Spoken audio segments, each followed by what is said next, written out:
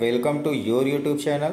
आज की इस क्लास में मैं आपके लिए लेकर आया हूँ मैथ की एक और इम्पॉर्टेंट चैप्टर जिसका नाम है समरूप त्रिभुज मीन्स सिमिलर ट्रायंगल। आज की इस क्लास में मैं आपको समरूप त्रिभुज से संबंधित क्वेश्चंस तथा इसके डेफिनेशंस को पढ़ेंगे। इससे पहले की क्लास में आप सभी त्रिभुज क्या होता है, इनसे संबंधित प्रश्न और पाइथागोरस थ्योरम के अनुप्रयोग से संबंधित प्रश्नों को पढ़ चुके हैं। और आज की इस क्लास में समरूप त्रिभुज के बारे में पढ़ेंगे, जिसके बारे में इसके पहले हम लोग क्लास 10th में थेल्स थ्योरम से संबंधित प्रश्नों को पढ़ चुके हैं। उसी से संबंधित ये भी चैप्टर है, जिसमें सबसे पहले हम लोग समरूप त्रिभुज क्या होता है ये देखते हैं। तो समरूप त्रिभुज मीन्स सिमिलर ट्रायंगल होता क्या है, ठीक है, यानी कोई भी दो त्रिभुज जो बिल्कुल एक जैसे हों, जिनमें समानता हो, आकार छोटा या बड़ा हो सकता है परंतु उनमें क्या हो, समानता हो, बिल्कुल एक जैसे हों, एज अ ट्विंस, जैसे जुड़वा भाई बहन होते हैं, ठीक है, बिल्कुल एक जैसे हों, दोनों का आकार क्या हो, अलग अलग हो सकता है परंतु उनका रूप क्या हो, एक जैसा हो, ऐसे त्रिभुज को समरूप त्रिभुज कहते हैं। यानी ऐसा त्रिभुज जिसका रूप एक जैसा हो उन्हें क्या कहते हैं, समरूप त्रिभुज कहते हैं। क्लियर यहाँ तक। तो दो त्रिभुज समरूप कहे जाते हैं। दो त्रिभुज समरूप कब कहे जाते हैं, यदि उनके संगत कोण बराबर हो, यानी तीनों कोण आपस में क्या हो, बराबर हो। पहले त्रिभुज के तीनों कोण दूसरे त्रिभुज के तीनों कोण बराबर हो तो संगत कोण बराबर हो गए। और उनकी संगत भुजाएं अनुपातिक हो, यानी उनके भुजाओं में क्या हो, एक अनुपात हो। अगर बराबर हैं तो ऐसे त्रिभुजों को हम क्या कहते हैं, समरूप त्रिभुज कहते हैं। ऐसे त्रिभुजों को हम क्या कहते हैं, समरूप त्रिभुज कहते हैं। तो समरूप त्रिभुज के परिमाण मिलते हैं, क्या परिणाम मिलते हैं, क्या इसमें हम लोग पढ़ेंगे। तो आप लोग इसके पहले थेल्स प्रमेय पढ़े हैं। थेल्स संबंधित प्रमेय क्या था, किसी त्रिभुज की तीन भुजाएं दी हों तो उनको में से यदि किसी एक भुजा के समांतर रेखा खींच दी जाए, एक भुजा BC के समांतर एक रेखा खींची जाए, तो BC के समांतर रेखा यहाँ पर क्या है, D, तो त्रिभुज में चार भाग बचते हैं, ठीक है। तो इन चार भागों में से यदि किसी भी तीन भाग को दिया हो तो चौथी चीज़ों को हम ज्ञात कर सकते हैं, चौथी चीज़ को हम ज्ञात कर सकते हैं, ठीक है। तो चौथी चीज़ हम लोग क्या करेंगे, ज्ञात कर सकते हैं। इसी से संबंधित एक प्रमेय है जिसको हम लोग थेल्स प्रमेय के रूप में क्लास 10th में पढ़ चुके हैं, ठीक है। तो चलिए देखते हैं सबसे पहले यहाँ पर क्या दिया हुआ है। तो प्रमेय नंबर 1 कह रहा है एक त्रिभुज की एक भुजा समांतर खींची गई है। जैसा कि आपको पहले ही बताया, BC समांतर क्या खींचा गया है, D खींची गई। रेखा अन्य दो भुजाओं को जिन दो बिंदुओं पर प्रच्छेद करती है, तो किस बिंदु पर प्रच्छेद कर रहा है, D और E पर प्रच्छेद कर रहा है। तो वे बिंदु भुजाओं को समान अनुपात में विभाजित करते हैं। तो क्या करते हैं, भुजाओं को समान अनुपात में विभाजित करते हैं। तो क्या हो जाएगा, दिया हुआ है यहाँ DE समांतर BC है, जैसा कि आपको पहले ही बताया गया, DE समांतर क्या है, BC है। तो क्या होगा, AD अनुपात DB बराबर AE अनुपात EC के बराबर होगा। यानी इन तीन में से एक भी चीज़ अज्ञात है और तीन चीज़ ज्ञात है तो हम इस फार्मूले का उपयोग करके निकाल सकते हैं, ठीक है। थेल्स प्रमेय यही करता है कि अगर त्रिभुज समरूप है तो संगत भुजाओं का अनुपात क्या होगा, बराबर होगा। तो इस संगत भुजाओं का अनुपात बराबर हो गया। ठीक इसी प्रकार से AD upon AE AB is equal to क्या हो जाएगा, AE अपॉन EC, क्या हो जाएगा, AD upon AB is equal to AE upon EC, या AB upon AD is equal to AC upon AE। इन तीनों में से कोई भी दो आपको एक फार्मूले का प्रयोग करके निकाल सकते हैं, जिनमें से तीन अनुपात में से भुजाओं में तीन चीज़ें दी रहे तो चौथा चीज़ हम लोग निकाल सकते हैं, ठीक है। चलिए आगे देखते हैं क्या दिया हुआ है। तो अगला आपका प्रमेय नंबर 2 दिया हुआ है, यदि त्रिभुज क्या है, यदि दो त्रिभुजों में संगत भुजाओं का एक युग्म अनुपातिक हो, क्या हो, अनुपातिक हो, यानी अनुपात बराबर दिया हो, और आंतरिक कोण बराबर हो, तो ये त्रिभुज समरूप होते हैं। क्या कह रहा है, किसी त्रिभुज में एबीसी में AB भुजा और AC भुजा का अनुपात QP भुजा और PR भुजा के अनुपात के बराबर है। दोनों त्रिभुज दिया हुआ है, ठीक है, और इनके बीच का आसन्न कोण क्या हो, बराबर हो। उभयनिष्ठ कोण क्या हो, आंतरिक कोण क्या हो, दोनों भुजाओं के द्वारा बराबर हो। तो त्रिभुज कैसा होगा, समरूप होगा, ठीक है, त्रिभुज समरूप होगा।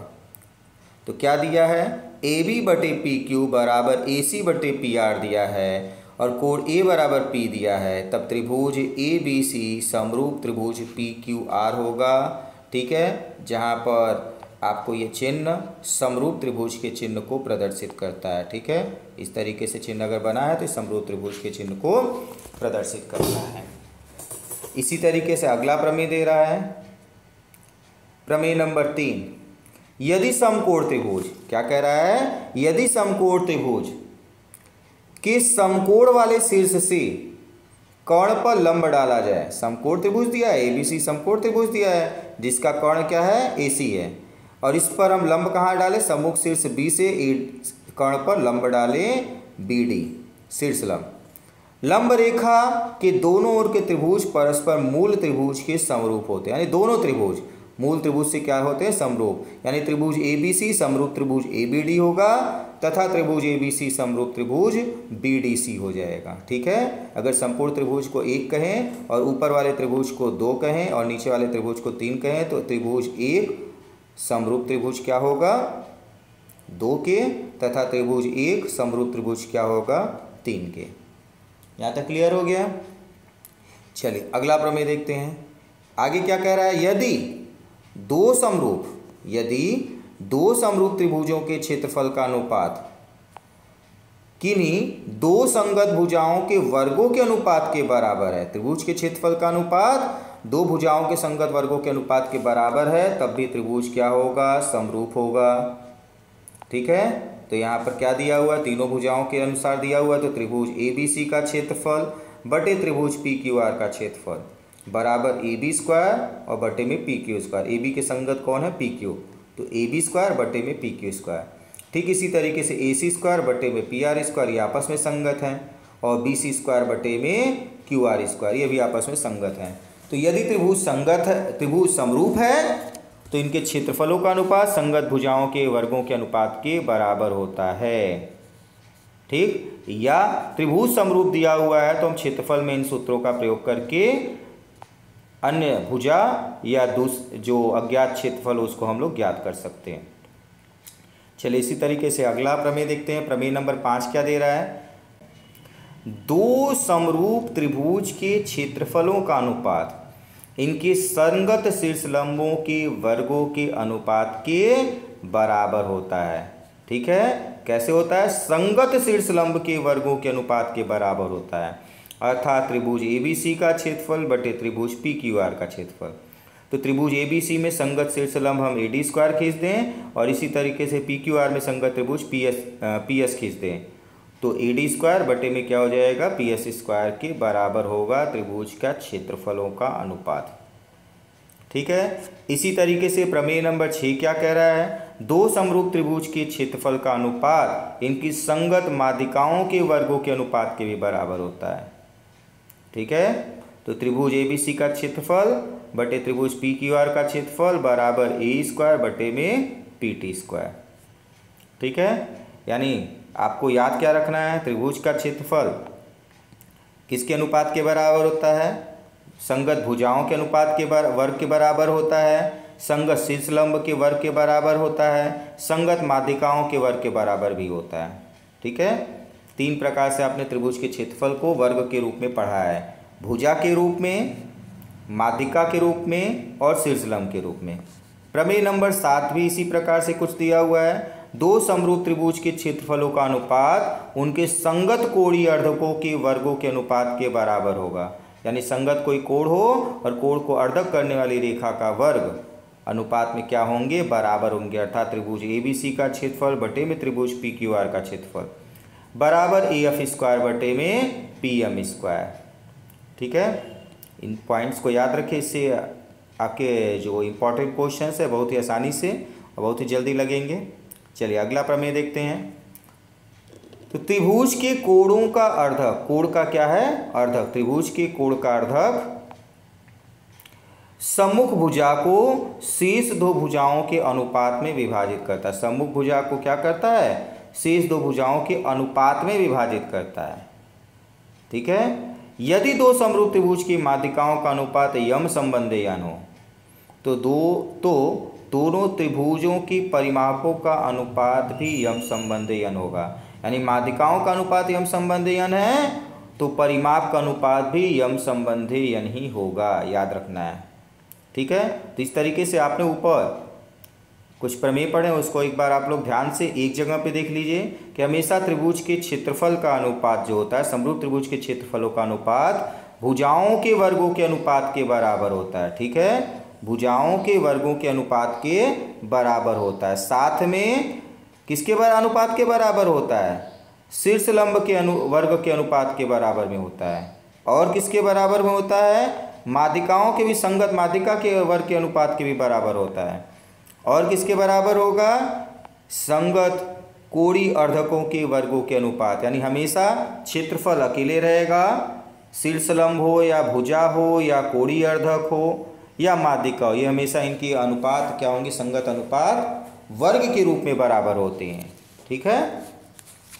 और क्या देखा आपने कि यदि किसी त्रिभुज में माध्यिकाओं का अनुपात यम संबंधी n है तो परिमाप का अनुपात भी यम संबंधी n ही होगा।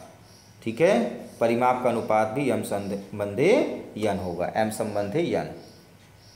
अगला क्या कह रहा है? नोट एक बोल रहा है, अभ्यर्थी कृपया ध्यान दे, प्रमेय 5, 6, 7, 8 के लिए प्रमेय 4 वाली आकृतियों का अवलोकन करें। यानी सभी के लिए आकृति कौन सी है? जो ऊपर आपको सबसे पहली आकृति दिखाई गई है, ये प्रमेय 4 में।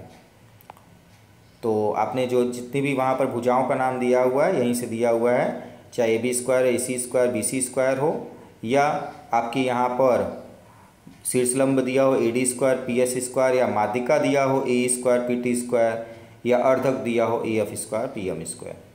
तो आपको भुजाओं के नाम से परिभाषा याद रखनी है, क्योंकि परीक्षा में जरूरी नहीं है कि यही चित्र बने, तो आपको परिभाषा के आधार पर प्रमेय याद रखना है और उसी के आधार पर प्रश्न जल्दी लग जाते हैं।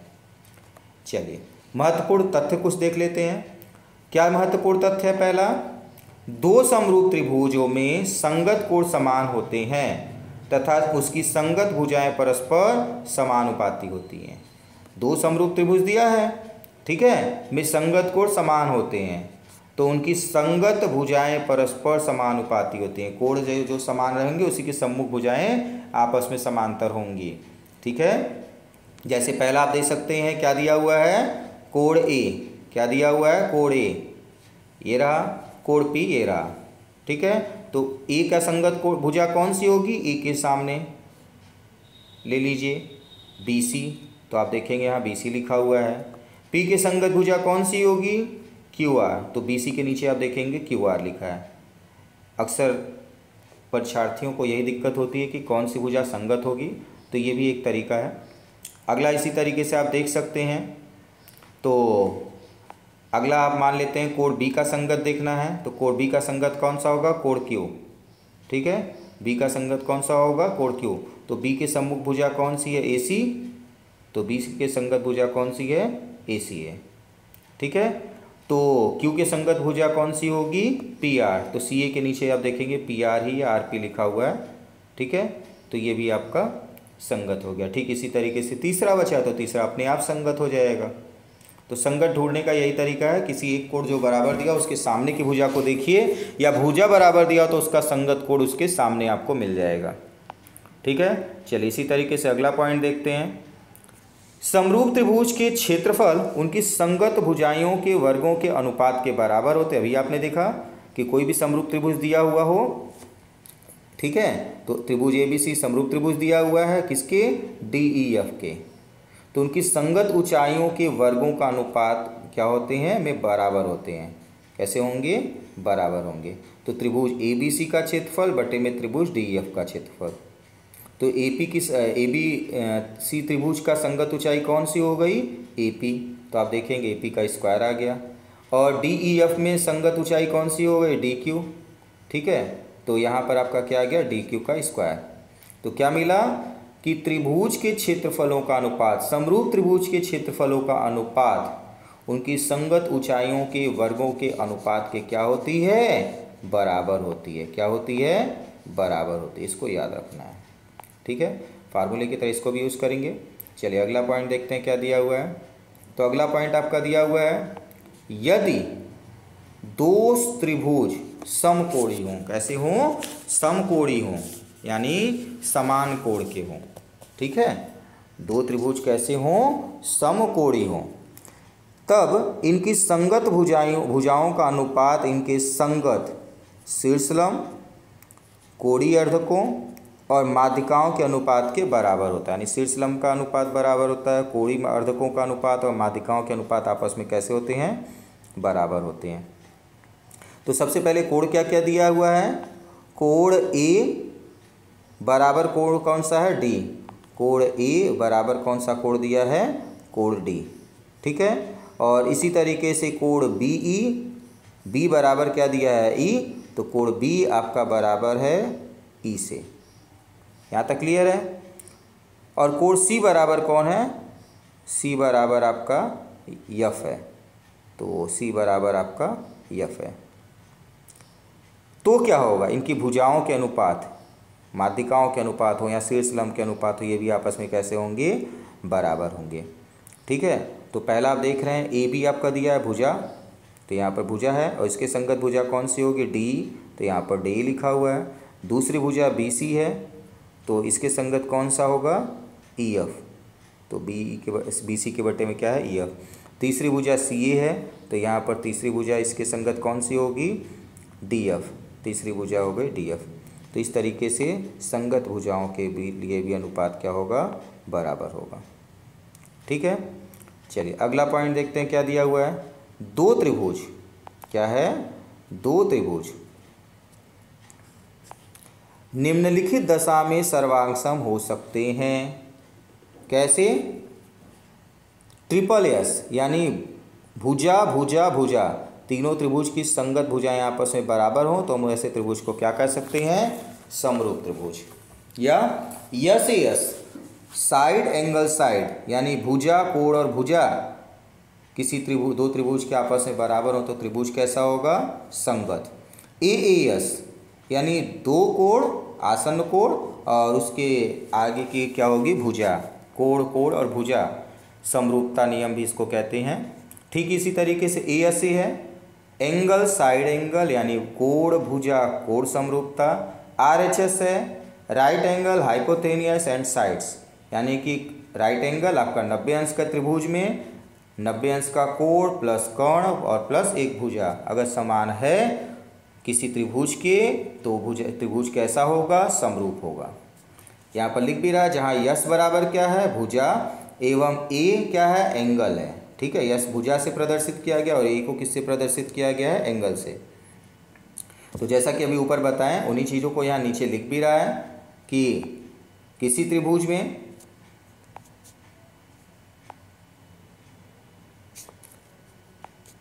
यस यस यस, एक त्रिभुज की तीनों भुजाएं दूसरे त्रिभुज की तीनों भुजाओं के समान होने पर वे सर्वांगसम होंगे। यानी ट्रिपल एस है, किसी एक त्रिभुज के तीन भुजाएं और दूसरे त्रिभुज की तीन भुजाएं बराबर हैं तो त्रिभुज कैसा होगा, सर्वांगसम होगा। या किसी दो कोण के बीच, दो आसन्न कोणों के बीच की संगत भुजा किसी दूसरे त्रिभुज के दो कोणों और बीच की संगत भुजा के बराबर है तो भी क्या होगा, त्रिभुज सर्वांगसम होगा।